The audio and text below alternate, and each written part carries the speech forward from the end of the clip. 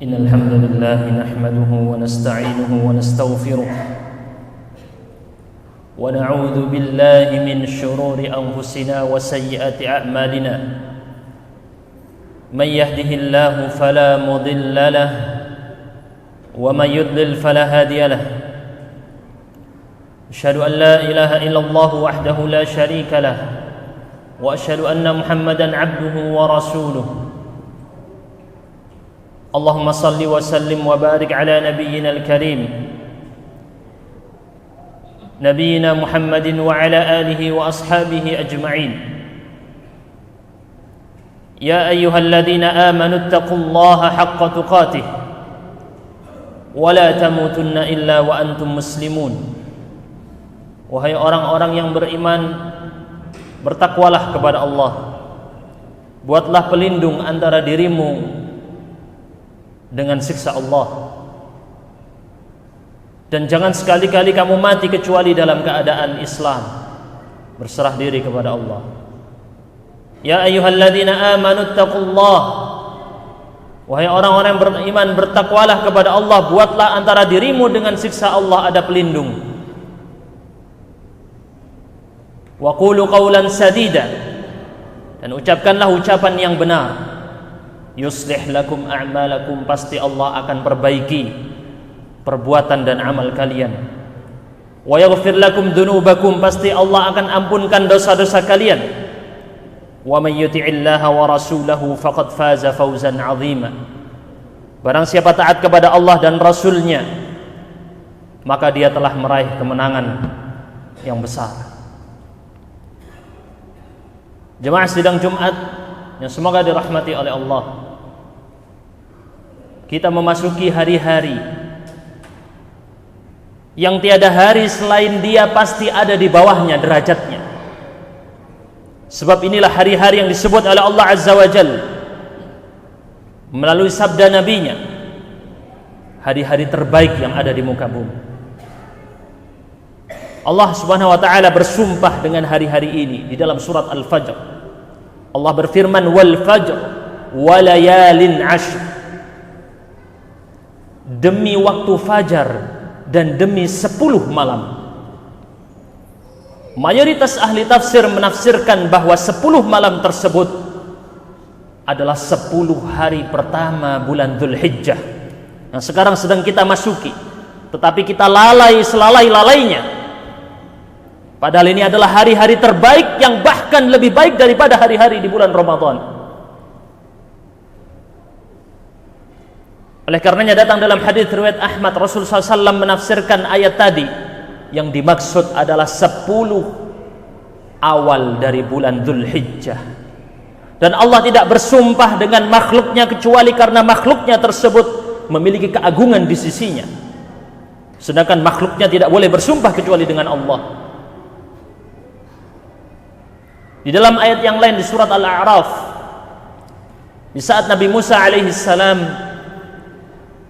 bermunajat selama 30 malam, persiapan untuk menerima kitab Taurat, Allah abadikan ini dalam surat Al-A'raf ayat 142. Dan kami telah menjanjikan Musa dengan 30 malam. Wa atmamnaha bi'ashr, lalu kami sempurnakan 30 malam tadi dengan 10 malam tambahan. Yang dimaksud dengan 10 malam tersebut adalah 10 Dzulhijjah, dari tanggal 1 sampai tanggal 10. Hari-hari yang banyak kita lalaikan adalah hari di mana Nabi Musa dalam proses menerima wahyu Taurat. Itulah 10 pertama Dzulhijjah. Maka ketahui kedudukan 10 Dzulhijjah ini agar Anda tidak terjerumus dalam kelalaian dan kelalaian. Di dalam hadis yang diriwayatkan oleh Al-Imam Al-Bukhari dan Abu Dawud dengan lafadznya Abu Dawud, dari Abdullah bin Abbas radhiyallahu anhuma, Rasul sallallahu alaihi wasallam bersabda, "Ma min ayyamin al-'amalu shalih fiha ahabbu ila Allah min hadhihi al-ayyam." Tidak ada hari yang amal soleh lebih dicintai oleh Allah dibandingkan hari-hari ini, yakni yang dimaksud 10 pertama Dzulhijjah. Dari kata-kata Nabi ini kemudian sebagian ulama berpandangan bahwa 10 awal Dzulhijjah lebih utama dari seluruh bulan Ramadan jika dihitung dengan ukuran yang sama 10 hari. 10 awal Dzulhijjah bahkan lebih baik daripada 10 terakhir bulan Ramadan. Perselisihan di antara para ulama, mana yang lebih utama, 10 terakhir Ramadan atau 10 awal Dzulhijjah? Terdapat 3 pendapat. Ada yang mendahulukan yang Dzulhijjah, ada yang mendahulukan Ramadan karena yang Dzulhijjah di sana ada hari haji, ada hari Arafah, ada Idul Adha, ada banyak kegiatan syiar-syiar Islam di sana. Sedangkan di bulan Ramadan juga demikian, ada Lailatul Qadar, ada puasa Ramadan, ada salat malam, salat tarawih. Diperselisihkan para ulama, tetapi kemudian ada yang mengambil jalan tengah. Jalan tengah tersebut, jika itu waktu siang, maka siang yang terbaik adalah 10 Dzulhijjah, 10 awal Dzulhijjah. Jika itu waktu malam, maka yang terbaik adalah 10 malam terakhir bulan Ramadan. Maka saya lanjutkan hadis dari Nabi SAW. Setelah mengatakan ini, maka para sahabat bertanya, wahai Rasulullah, apakah tidak juga jihad di jalan Allah? Maksudnya, apakah amal soleh di awal Dzulhijjah itu mengalahkan pahala jihad di jalan Allah?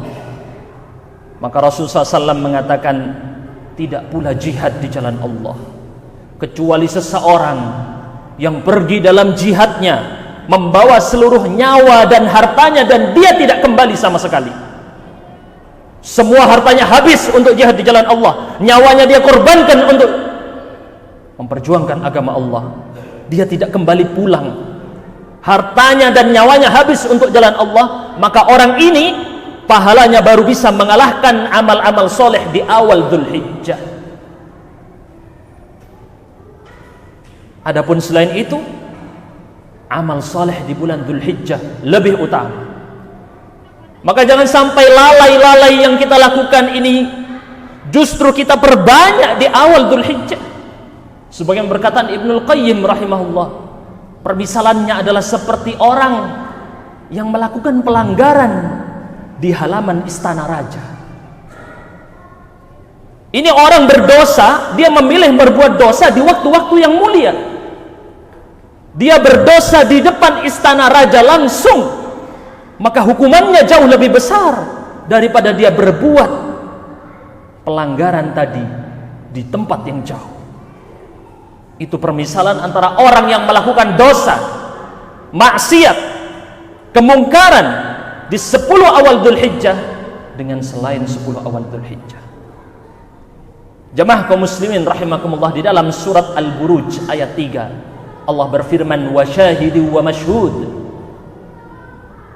demi yang menyaksikan dan yang disaksikan. Qatadah menafsirkan syahid adalah hari Jumat dan masyhud yang disaksikan adalah hari puasa Arafah atau hari berkumpulnya manusia di padang Arafah. Oleh karenanya Abu Uthman An-Nahdi meriwayatkan dahulu para salaf mengagungkan 30 hari ini, 10 hari terakhir bulan Ramadan dan 10 awal bulan Dzulhijjah dan 10 awal bulan Muharram, berdasarkan dalil-dalil yang sudah kita sebutkan.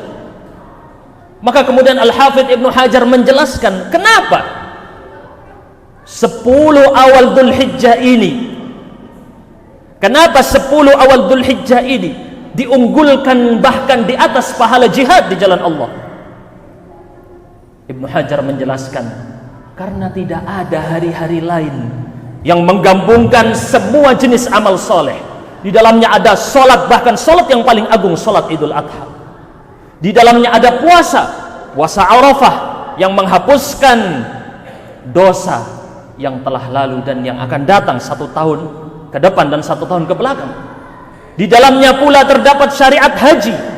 Di dalamnya pula terdapat sedekah melalui penyembelihan hewan kurban.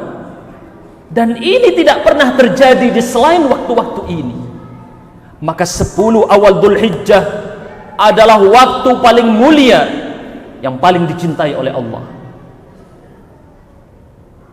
Di dalam surat Al-Hajj, saat Allah perintahkan kepada Nabi Ibrahim, wa'adzin fin nasi bil hajj, perintahkan manusia semuanya untuk berangkat pergi haji.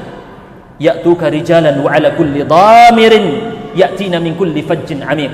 Ada yang berjalan, ada yang mengendarai tunggangan, mereka datang dari penjuru-penjuru dunia. Lalu Allah sebutkan di ayat selanjutnya, liyashhadu manafi'a lahum, agar mereka menyaksikan manfaat-manfaat yang mereka rasakan. Ini nikmat-nikmat yang kamu rasakan setiap hari, yang kamu biasanya pungkiri, yang biasanya kamu tidak akui. Allah terus kirim nikmat kepada kamu dan kamu balas nikmat itu dengan dosa. Allah kirim kamu nikmat setiap saat, setiap hari, tapi kamu balas semua nikmat itu dengan maksiat. Tapi Allah tidak menghukummu. Allah tunda hukum itu hingga nanti hari akhir.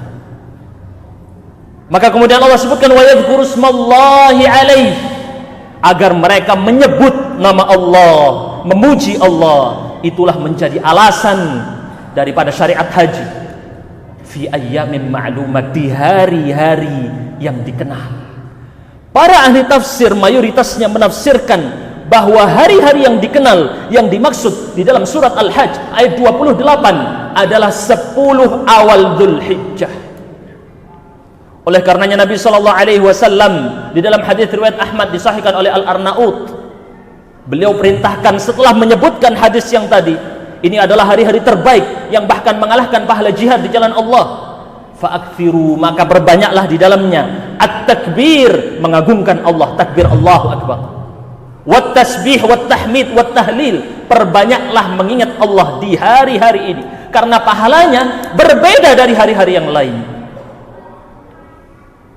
Demikian adalah pendapat mayoritas dari para ulama.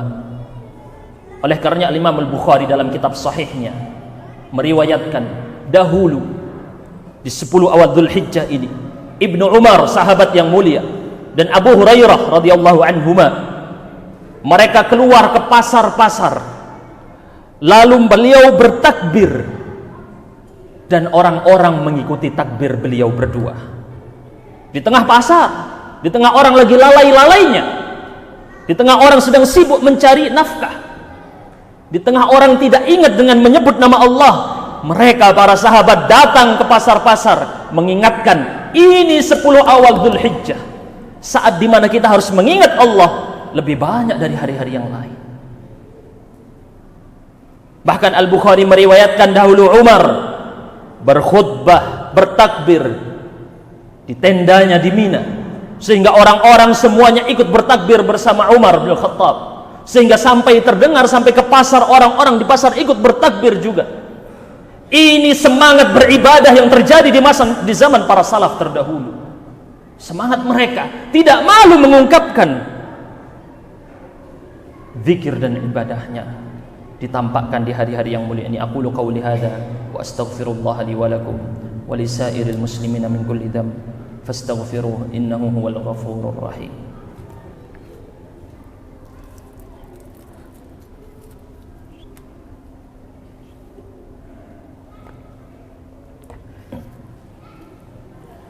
Alhamdulillahi ala ihsanih wa syukru lahu ala taufiqihi wa amtinanih. Asyhadu an la ilaha illallah ta'ziman li sya'nih wa asyhadu anna Muhammadan 'abduhu wa rasuluh ad-da'i ila ridwanihi wa ala alihi wa ashabihi wa ikhwani. Rasulullah SAW bersabda, ittaqillaha haitsuma kunta, bertakwalah kamu kepada Allah dimanapun dan kapanpun kamu berada. Wa adbi'is sayyi'atal hasanata tamhuha, ikutkanlah perbuatan dosamu dengan perbuatan baik, niscaya dia akan menghapusnya.